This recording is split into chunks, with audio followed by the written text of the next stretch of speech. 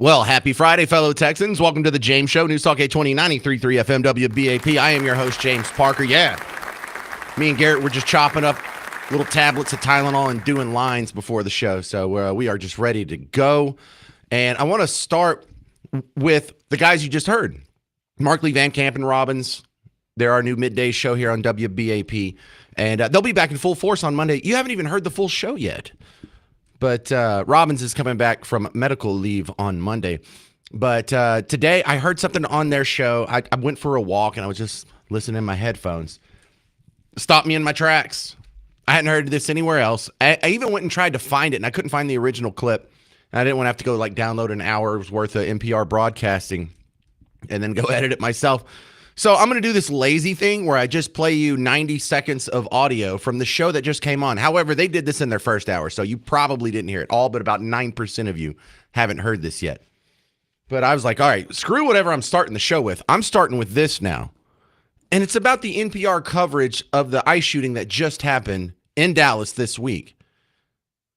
And according to Markley, Van Camp, and Robbins, this is the local affiliate. So these guys getting it wrong kind of makes it sting a little more, like if someone slanders your family name, that stinks. But if it's someone within your family, hey, what's going on here? But there's two clips here, and I don't know which one's worse. But try not to wreck your car. This was about 2.5 hours ago on WBAP. NPR talked to a reporter yesterday with their Dallas affiliate about the ICE shooting, and get a load of this nonsense. Okay. Well, on July 4th, a gunman shot at a local police officer during a protest outside an ICE facility in Alvarado. That's about 30 miles south of Fort Worth. 17 people have been arrested. And then 3 days after that shooting... Time out. So that wasn't a protest. That was an ambush. How can you lie like that? That was a planned attack on an ICE facility. It's not like somebody just brought a gun to a protest. No, they set off fireworks to try to draw people out so they could murder them. Okay, I know the left loves to redefine things, and then words mean something completely different. Is that what a protest is now in their world? I guess. Well, I mean, we saw most fiery but mostly peaceful protests in 2020. So I suppose so. Yeah, it was a mostly peaceful ambush. Got it. Not everyone was armed. Oh, okay. Thanks, NPR. That shooting, a man opened fire at a Customs and Border Protection facility in McAllen, a border city along the Rio Grande. He was killed by law enforcement. And then in late August, the Dallas ICE office that was the site of yesterday's shooting got a bomb threat where a man at the entrance of the building claimed to have an explosive in his bag. Immigration and immigrants have been at the center of the political divide, often portrayed in a negative light. And yesterday, some immigrants became victims of this political rhetoric. Okay, so did you catch the two sleight of hands in NPR's reporting there? Number one, they called the Alvarado ICE ambush a protest. Now, in a lot of these violent scenarios where there's politically motivated violence, it does start as a protest and escalate to something bigger. But this was in no way a protest. No one went there to hold signs or to call the news out there to get them or to pass out flyers. No one had a bullhorn. They weren't holding hands and doing their little chanty things. They weren't blocking the entrance to anything. They went there with this specific intent and only intent of setting off some fireworks to evoke a response. And when they come out of the facility, they start shooting. And that's what happened. So the Alvarado protest... You see how when you hear the both sides argument, you just roll your eyes and be like, how can anybody believe that? Well, if you listen to NPR, this is how they can believe that. They're told the violence committed by their side, oh, that was just a protest. But at the end, the other clip, Markley, Van Camp, and Robbins played, NPR somehow managed to make it sound like, all this politically heated rhetoric and anti-immigrant rhetoric, and now we have some immigrants who are the victims of this political rhetoric. Well, they're the accidental victims of the political rhetoric, but the political rhetoric was about the ICE agents. He just missed.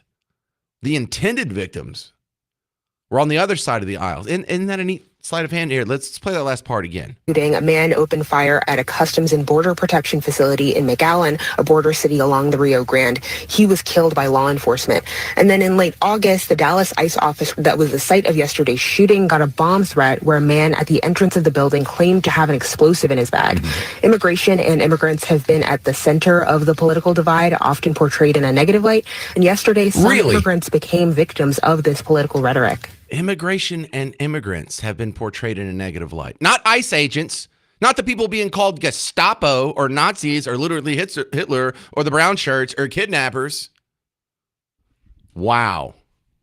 How low is that? Now, I'm going to add something that Markley, Van Camp, and Robbins didn't. I'm going to add the fact that you need to take this and you need to make it like a push pin that you're sticking into the map of your memory, because we're about to have a government shutdown debate. And on the chopping block is your tax money that's being flushed down the toilet, some of which is going to NPR. If we can't at least cut that, what are we even doing? Is that some of the worst reporting you may have heard in your entire life? The Alvarado attempted murder framed as a protest? And then the shooting at the Dallas ICE facility where it's intended to kill ICE agents. The takeaway is, well, there's been so much negative rhetoric about immigrants and immigration that they became the victims of this rhetoric. You didn't even mention the anti-ICE rhetoric, the rhetoric that motivated the guy. Was he motivated by anti-immigrant or anti-immigration rhetoric? Just the opposite. Was he trying to shoot immigrants or was he trying to shoot ICE officials, ICE agents? Exactly. If you just listened to the NPR report on this and you had no other information source coming in, you would walk away believing the exact opposite of what just happened. 800-288-9227. 800-288-9227. Another ICE facility had some issues today in Chicago. Details on that coming up next on The James Show. News Talk 820, 93.3 FM, WBAP.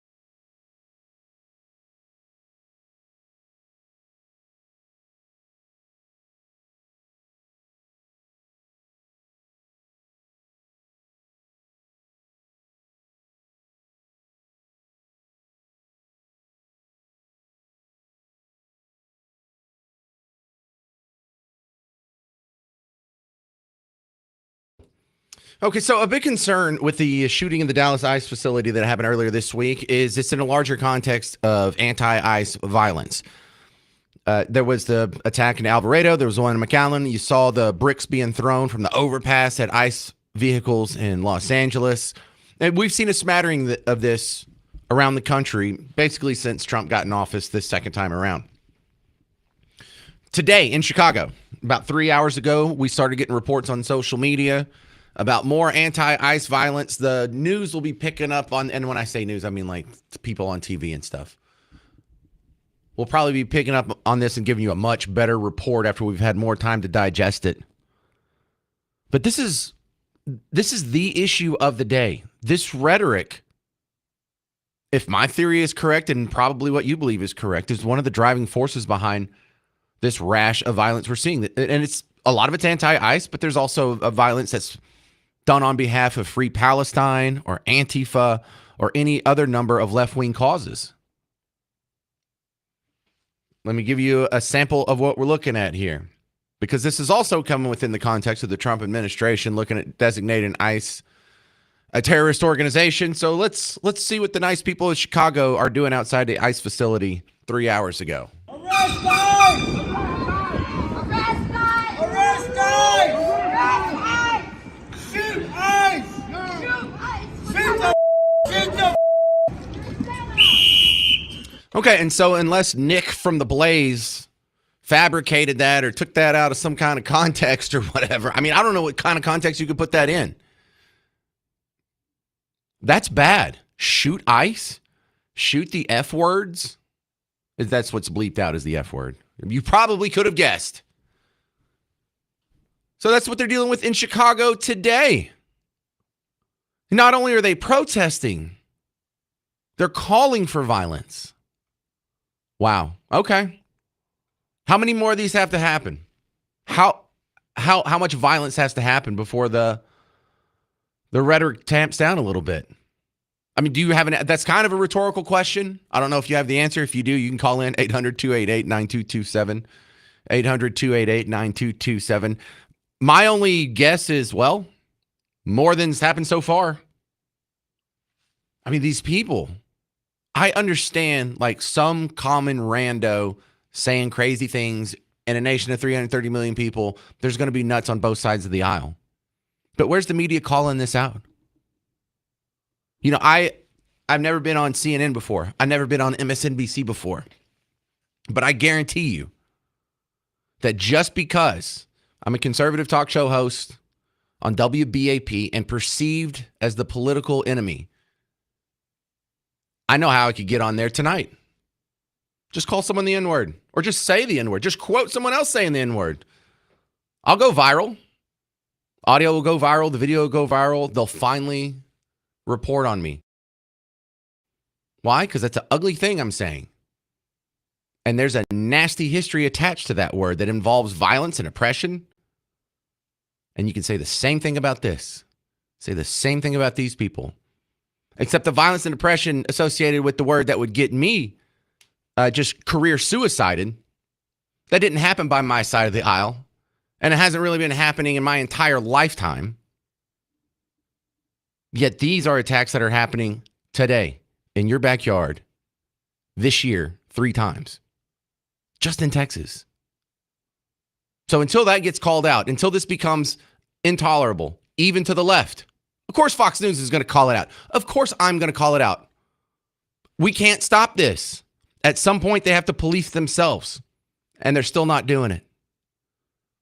They're still doing the hyperbolic rhetoric around immigration. They're still doing it around race, around LGBT issues, around women's issues. Now they're going to be doing it about the government shutdown. Remember I was playing you Elizabeth Warren yesterday? They're going to take away health care from millions of children if we don't pass this bill. Stop it. No one believes you anymore. That's just not even true. It can't be true. You mean just because the government doesn't get funded at the full level, there's going to be some kid goes to the doctor and doctor's going to be like, screw you, get out of here. They're not still going to be able to walk into any emergency room and get treated if they broke their leg. Shut up. It's not believable, and it's not just ridiculous anymore. It's dehumanizing, and psychos on your side of the aisle keep shooting at us. And again, look, I'll call it out, but it almost means nothing until someone else calls it out on the other side. They're not listening to me. Why would you listen to me? I'm literally Hitler. I'm literally the worst guy in the world. And so these people are the only solution to the problem of them shooting at us. And you'll know things are getting better when you see a CNN or an MSNBC. In fact, I think MSNBC and CNN will be the lags. They'll be forced into changing their behavior. Because this behavior will change. This verbiage will, the violence eventually will come to a head. And they will be made to stop. But I think like ABC, NBC, CBS will probably do it first. MSNBC may never do it. They'll probably go out of business before they reverse course on this. But when you have, right now, the Chicago ICE facility today had protesters blocking vehicles and clashing with ICE agents. And some of these people do look like demonstrators. And when the news reports on them and you read in Reuters or Associated Press or wherever else, these were demonstrators. Yes, some of them are demonstrators. But you got to stop it when they block the vehicle. See, there's an ICE agent trying to get in, or I can't tell if he's trying to get in or trying to get out. But you see a couple dozen goobers with masks on, like it's still COVID, blocking the vehicle. They go out into the street and impede a federal officer in the execution of his duties. These guys are all committing felonies right here.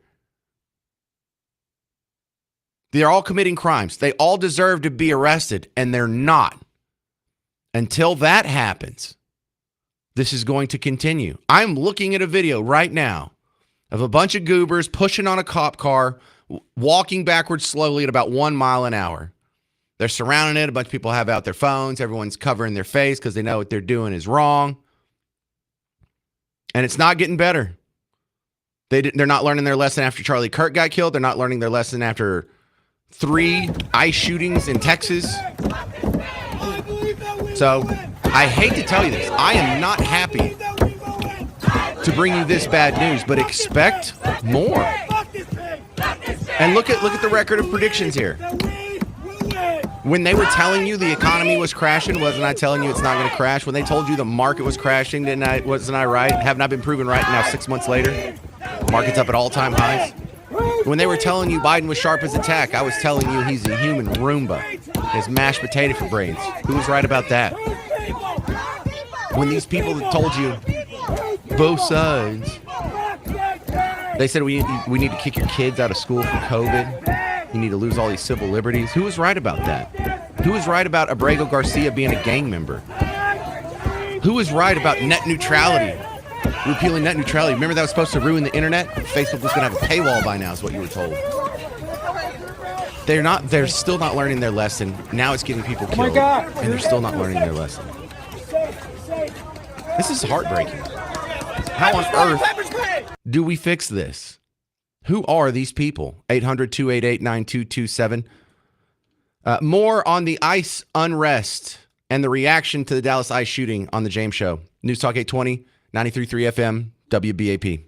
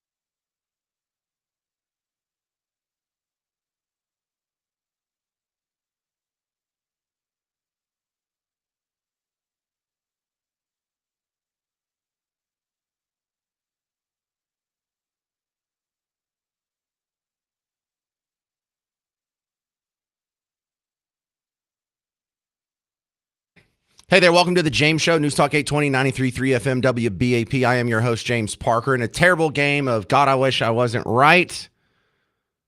What we've been telling you is going to happen is continuing to happen. As long as the over-the-top, not just over-the-top, inaccurate, insane rhetoric continues, the violence is going to continue as well.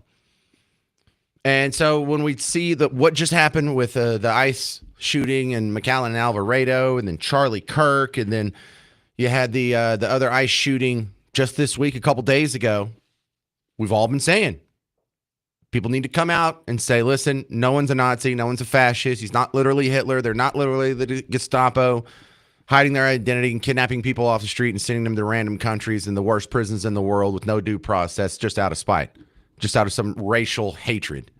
They have to stop with that. They're not stopping with that. We said that, and here we are in Chicago. They're having problems at an ICE facility, and it's not just protesters. People are getting hurt. They're blocking ICE vehicles. They're impeding the commission of a federal officer of his duties. And so these two things are directly connected. I think you see that. But does everyone get how these things are directly connected?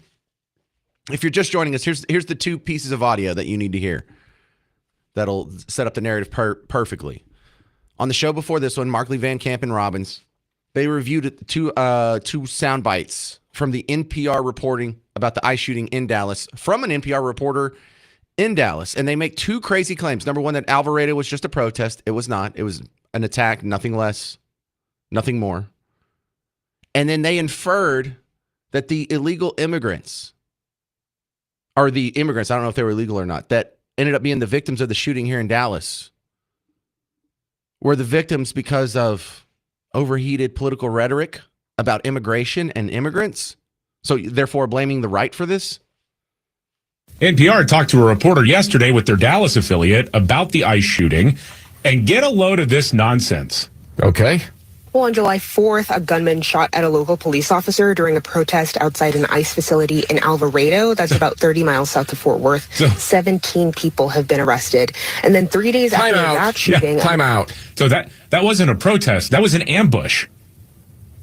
How can you lie like that? That was a planned attack on an ICE facility. It's not like somebody just brought a gun to a protest. No, they set off fireworks to try to draw people out and so they could murder them. Okay, I know the left loves to redefine things, and then words mean something completely different. Is that what a protest is now in their world? I guess. Well, I mean, we saw most fiery but mostly peaceful protests in 2020. So I suppose so. Yeah, it was a mostly peaceful ambush. Got it. Not everyone was armed. Oh, okay. Thanks, NPR. That shooting, a man opened fire at a Customs and Border Protection facility in McAllen, a border city along the Rio Grande. He was killed by law enforcement. And then in late August, the Dallas ICE office that was the site of yesterday's shooting got a bomb threat where a man at the entrance of the building claimed to have an explosive in his bag. Immigration and immigrants have been at the center of the political divide, often portrayed in a negative light. And yesterday, some immigrants became victims of this political rhetoric. So that, if their reporting is that bad, and not only are they not tamping down the rhetoric, they're smashing the gas. They're lying and just intentionally misleading their audience for political purposes here. No doubt about that. Of course, this is what's going to happen in Chicago 3 hours ago at an ICE facility. Arrest ICE! Arrest ICE! Arrest ICE! Arrest ICE! Shoot ICE! Shoot ICE! Shoot the This is Leighton and Cisco. You're on WBAP. Good afternoon, James. Hey, Leighton. What your those clips that you just played? That's not reporting. That sounds like anti-American propaganda and rabble rousing, and it leads directly to something I've got firsthand experience in. The oath of enlistment with U.S. Military includes the phrase, enemies of the Constitution, both foreign and domestic. And these people apparently these people are being paid to stir the pot and create all this unrest and hateful feelings and hateful actions. they're not being punished. I mean, it's time for law enforcement to come down and quit being namby-pamby and actually hold their feet to the fire and enforce the laws that are on the books for these very actions that they keep skating away with, and then it's a bunch of nonsense. Thank you. I'll hang up and listen. Yeah, and the comparison I like to bring up on the James Show is, remember the Holy Land Foundation that was in Garland, and they got caught in some sort of financial support of terror organizations. I think it was Hamas or Hezbollah or something to that effect. And they got shut down, and they got charges thrown at them for what? Supporting a terrorist organization. Well, Antifa, how many terror attacks do they have to commit before they're considered a terrorist organization? And so I was under the impression that, you know, if you start shooting at law enforcement officers and there's a little bit of organization behind it, like what happened in Alvarado, how is that not terrorism? Like, you can maybe make the case on some of these like little lone wolf things, whether it's a Melissa Hortman or the guy that shot Charlie Kirk, you know, it didn't look like they had any other like logistical help. But on these ones that do, I mean, look at what just happened in Chicago. Someone can't catch charges for that. In fact, didn't someone send me a message just a second ago? Yeah.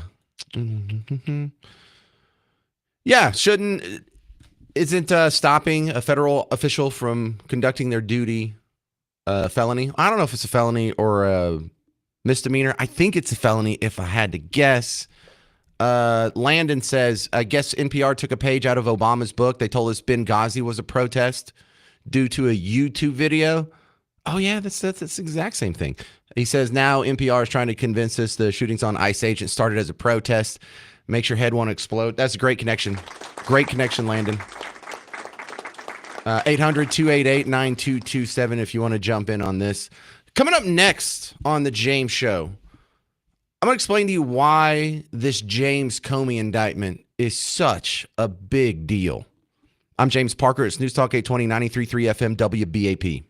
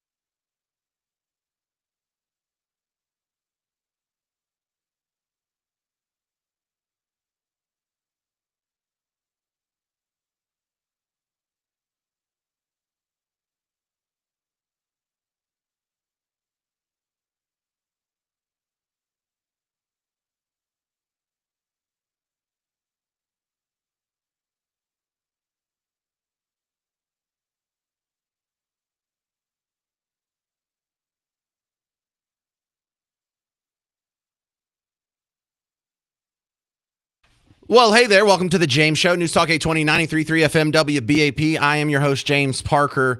Now, the James Comey indictment may not sound like very sexy or exciting, or you may not remember or know why. Why is this news? Why do we care? Who gives a rip? So this guy used to be in charge of the FBI. He hasn't been in charge of the FBI for a while. He's probably never going to be in a position of power again. Why is it so important that we do this? Are we just really pursuing our political enemies and chasing them down with false charges and whatnot? Because that's what you're going to be told. But few people deserve to go to jail as bad as James Comey. I mean, maybe Bill Cosby or something. Isn't he out now? I know Garrett keeps up with that. Yeah, you do keep up with that, don't you? Told you he's weird. Speaking of weird, we're doing a Garrett's World today. You're gonna find an interesting guy on the other side of the glass. But let me give you a quick review of the James Comey saga. Because when we go back, and the James Comey story starts in the court of public opinion, and really for the purposes of the James Show, way back when Martha Stewart went to jail. Remember when Martha Stewart went to prison? James Comey put her there. I'd forgotten all about that until she did that Netflix documentary, and I saw that, I think, earlier this year. Maybe it was last year, whatever. But that's right. That was him. And he just persecuted a successful woman so he could get a trophy case to get all kinds of attention and notoriety and name recognition to catapult his career to the next level. And the bad news is it worked. Started with Martha Stewart. He did get his trophy. He did put a head on the wall, her head on his wall. He did end up at the top ranks of law enforcement, the head of the FBI. Well, as the head of the FBI, this was the time when the FBI started spying on Trump, and not Trump directly. They're smart enough to do it in a way to where even when the rest of the world finds out what happens, NPR and MSNBC can excuse it. So they spied on Carter Page, the guy standing next to Trump because he was in his campaign advisor team that traveled with him on the airplane and on the helicopter and on all the stops. So yeah, we will just be able to tap into the phone of the guy standing next to him. We didn't, and we did this because we had legit concerns about Carter Page's connection to the who was that? Oh yeah, the Russians. That's the ticket. So ridiculous. So James Comey was there when they were falsifying FISA documents, when they were fabricating the fake Steele dossier, when they were pretending like it's real, when they were changing illegally what was put on court documents, when they continued to lie about it even when they knew it wasn't true. That was him. It was also under Comey that Hillary was investigated for her email scandal. And it turned out Comey's real job wasn't to get to the bottom of this mystery, but to excuse her.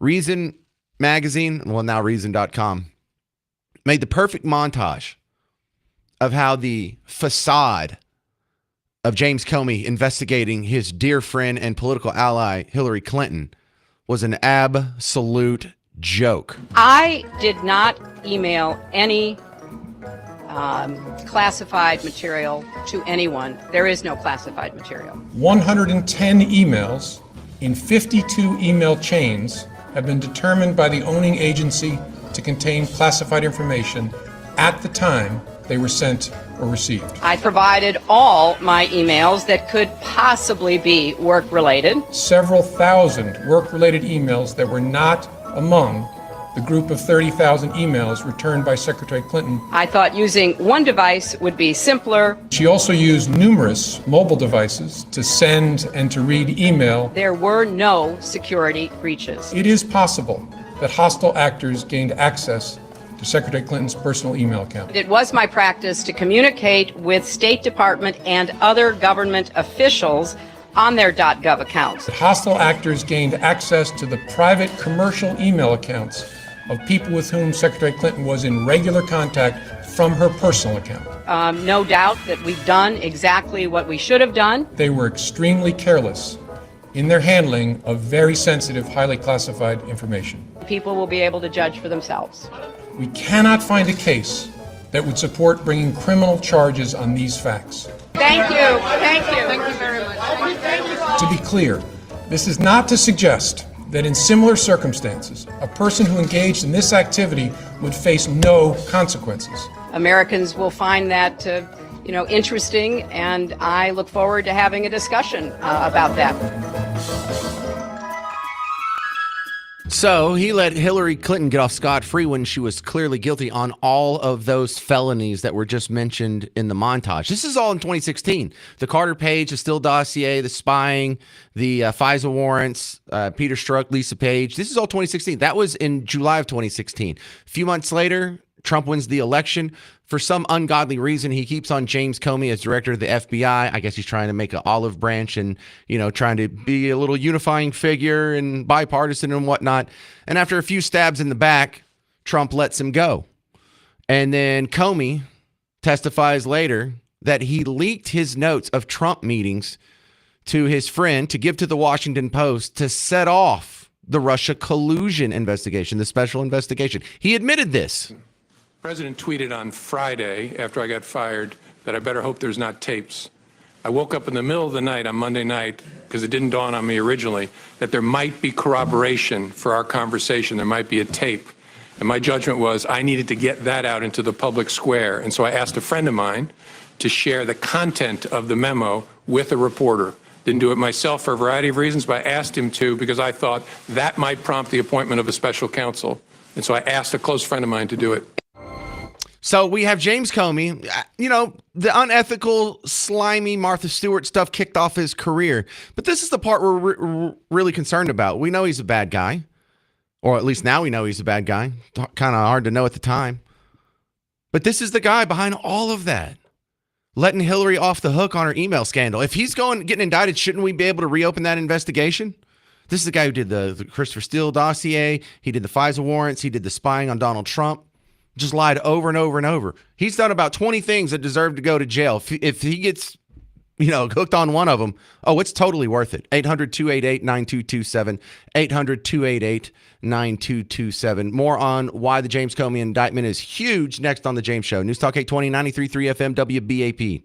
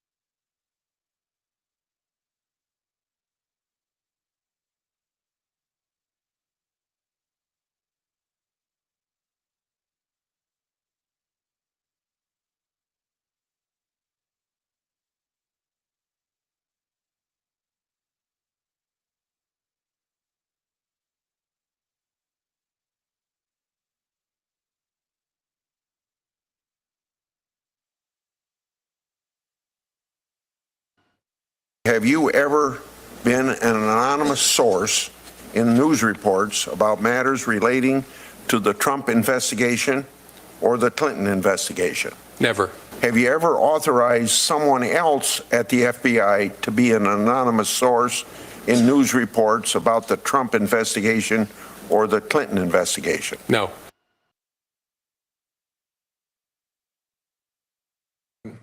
The president tweeted on Friday, after I got fired, that I better hope there's not tapes. I woke up in the middle of the night on Monday night, because it didn't dawn on me originally, that there might be corroboration for our conversation. There might be a tape. And my judgment was I needed to get that out into the public square. And so I asked a friend of mine to share the content of the memo with a reporter. Didn't do it myself for a variety of reasons, but I asked him to because I thought that might prompt the appointment of a special counsel.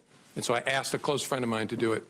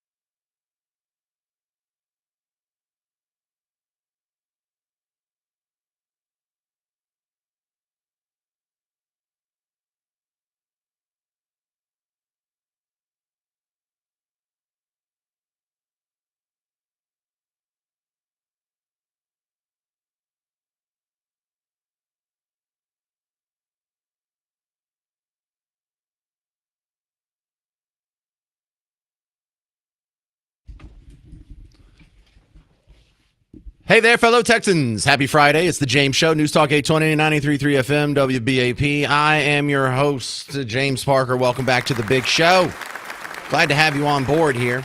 And look, James Comey being indicted is one of the top stories of the day. And I don't think a lot of people understand like how significant this is or why Fox News is all over it. But also, like right now, MSNBC has James Comey, big old 6'9" looking self on TV, and they're talking about it. Now, MSNBC is saying this indictment accuses Comey of lying about asking friend to leak stories about Clinton. Oh, it accuses him of it? That's cute. That's just absolutely adorable. Because I have the audio right here. Here he is. Here's James Comey, and this is, I think, this might be the one audio clip that is sort of the linchpin of all this. But I think we can find like 4 or 5 significant, actionable lies in his congressional testimony over the years. But this was just like a month apart. First, here he is. Check out this date. May 3rd, 2017. And he's asked, who's that? Chuck Grassley. So he's asked by a congressman. Have you ever been an anonymous source in news reports about matters relating to the Trump investigation or the Clinton investigation? Never. Have you ever authorized someone else at the FBI to be an anonymous source in news reports about the Trump investigation or the Clinton investigation? No. So then June 8th, so a month and 5 days later, in a different line of questioning and a different hearing for a similar topic, he says something else. The president tweeted on Friday after I got fired that I better hope there's not tapes. I woke up in the middle of the night on Monday night because it didn't dawn on me originally that there might be corroboration for our conversation. There might be a tape. And my judgment was I needed to get that out into the public square. And so I asked a friend of mine to share the content of the memo with a reporter. Didn't do it myself for a variety of reasons, but I asked him to because I thought that might prompt the appointment of a special counsel. And so I asked a close friend of mine to do it. Leaked confidential material, which itself is a crime, as a false premise for a special counsel. Go to jail, go directly to jail. Do not pass go, do not collect $200. However, I'm not that interested in Comey per se. Comey just happens to be the linchpin. Notice that they're going for him before they go for Adam Schiff or before they go for Hillary Clinton or so many of these other people. Well, since he was head of the FBI under Obama for that whole time when a lot of nefarious stuff was happening, taking out Comey first means Hillary's back on the table for the email investigations. That was definitely a compromised investigation. If this bears out to be true, which you just heard the audio, it's true. But then the whole Russia collusion, the Adam Schiff, all that, so much stuff gets back on the table if you can stain this guy first and pin something on him legally. And you'll pin it on him. You just heard it. He lied about leaking. Marshall in Bedford, you're on WBAP. Thanks for taking my call. I just have this one comment to make. Since he's been indicted, I hope that he turns and saves his tail in and sings like a jaybird and goes ahead and just throws the book at everybody that he knows what's going on so they can just get the whole thing and let him go ahead and try to save his rear end. Yeah, I know what? I agree. And for people who don't care about the Comey story, I understand. He's not a name most people know. You're not going to have a strong, emotive response to hearing the name James Comey. And you know what? There's something to be said about that. I don't really care either. I really care about the people he was covering up for. I really care about the people he was squashing investigations on. I really care about the people who, you know how little people got punished for the Russia collusion hoax? You're not allowed to falsify court documents. I'm sure if you intentionally falsified something on your tax form, you could go to jail for it. But they could spy on a presidential candidate. These are the people worried about freedom of speech and fascism and whatnot. They lied for that, and no one really went to jail. They got slapped on the wrist. So yeah. If I can say this, if I would sacrifice and let him go ahead and sing. Cut him a deal because he's ruined for life anyway, but let's get the whole group. I'm talking about Clapper and Brennan and Clinton and everybody else that is behind all this stuff. Sure, let's trade in one guy because he's ruined anyway. Well said. Well, I couldn't agree more. That's why it's important what Marshall just said. Thank you, Marshall in Bedford. Coming up next, One of my favorite guests. He started as an author and comedian. Now he's more of a political satirist. Evan Sayet. This is the guy who wrote a book that outlines the unified field theory of liberalism and explains how they think. And so there is no one better that I can think of on planet Earth to explain to you this whole both sides phenomenon and how it can persist in these people's head that they don't have a problem calling people fascists. They don't have a problem calling people Hitler and literally Nazis. And they can just sit there and say, well, it is both sides. Not one side's not better or worse than the other. Not only is it a logical conclusion that they would come to, it's actually the basis of their what moral thought pattern they have. Anyway, he can do it better than me. That's why I have him on the show. Evan Sayet next on the James Show. News Talk 820, 93.3 FM, WBAP.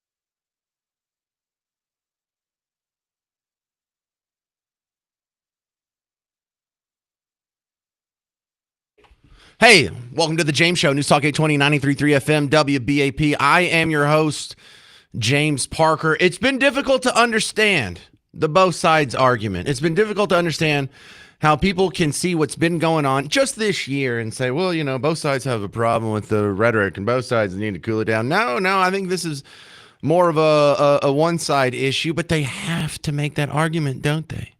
The problem is if they make that argument, then there's no reason for them to change course. If it's not a problem with the left, then why would they need to make a change? So the violence is going to continue until they have this self-recognition. We can't do it for them. And this may be really hard for you to understand, but I'm bringing on a guy that can explain it better than anyone else I found on planet Earth. And he's actually now a friend of mine, Evan Sayet. Welcome back to the James Show. And I say now a friend of mine.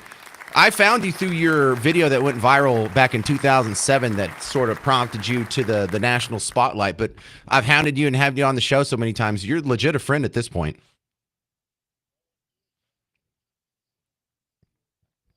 Oh, I was just explaining to the people listening. They don't know our background together.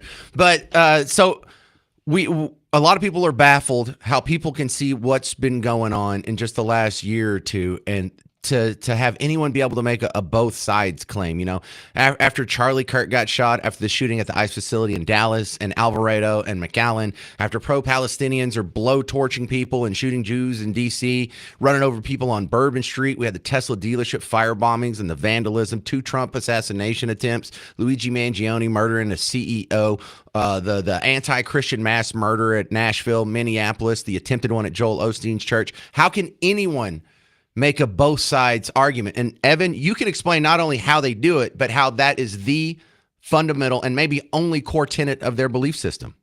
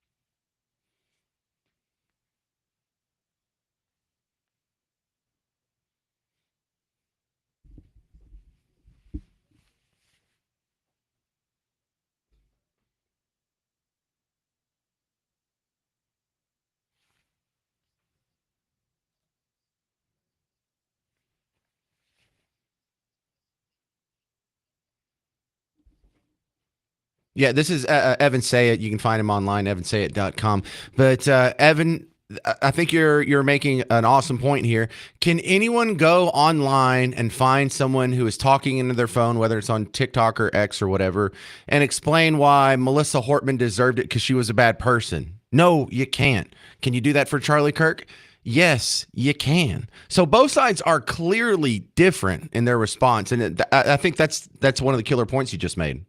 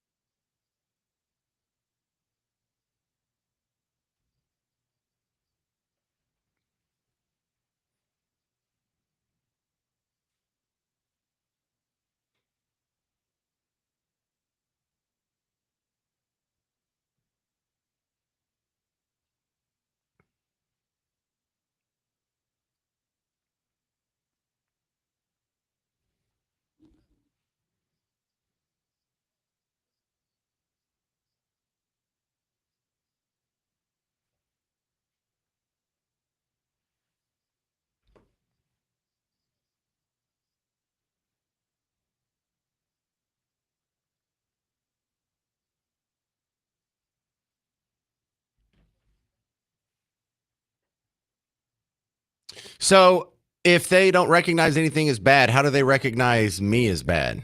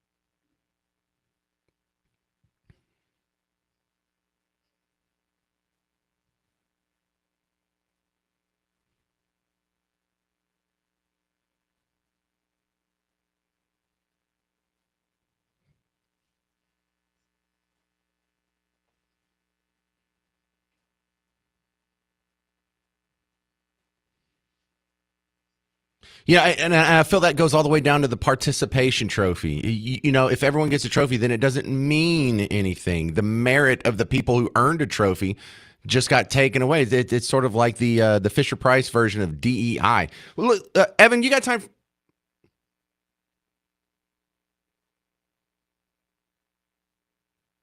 Absolutely. Evan, I got to run. You did fantastic. I love it when you're on.